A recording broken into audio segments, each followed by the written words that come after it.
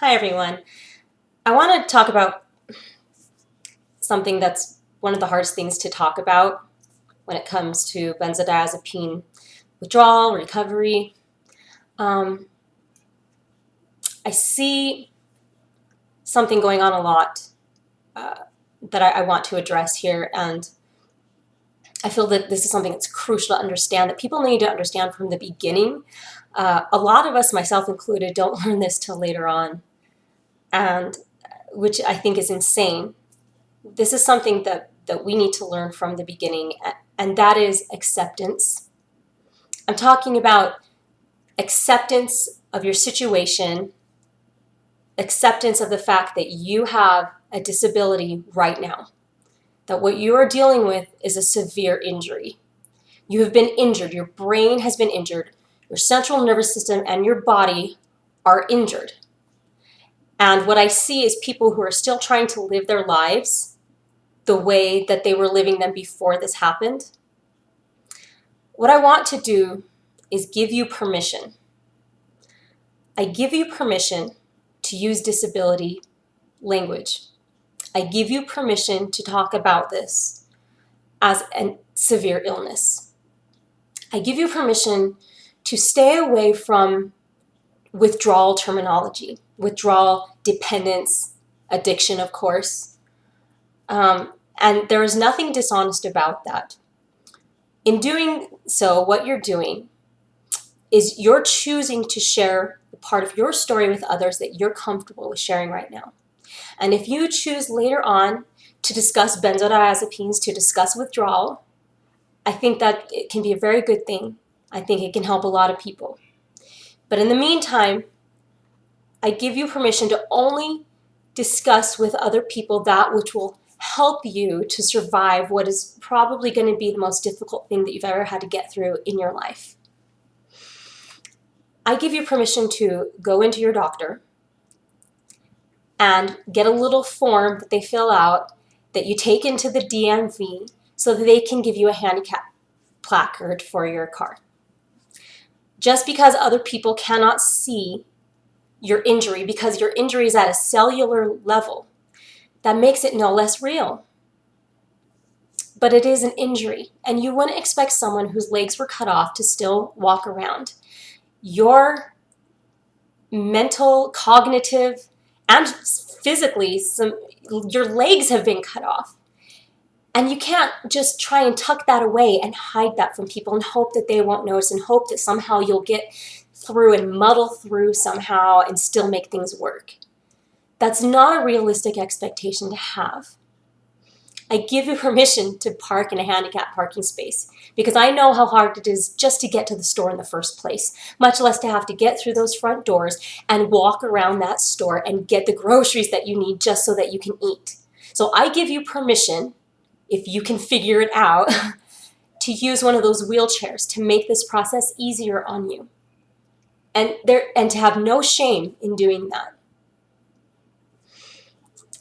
For friends and family who might be watching this right now, I'm asking you, I'm pleading with you to understand that the person that you're dealing with right now is not the person that you knew. To give that person permission to not be the person that you want them to be. Now, please understand, it's not going to be this way forever. The person that you love is still inside, and you will see the evidence of this as they heal. You will see them coming back to life, and you'll know that this was just a temporary thing.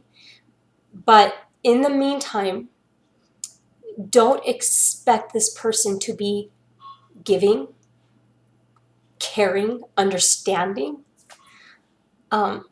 What's going on right now is your loved one is simply trying to survive the trenches of hell. Their whole sole focus is on survival, hour by hour, day by day, and they cannot focus on your needs. So you're going to have to accept that you have all of a sudden, without agreeing to it, and I get that, but you have suddenly become the caretaker of somebody with a mental and physical disability. that's the role that you have now in life.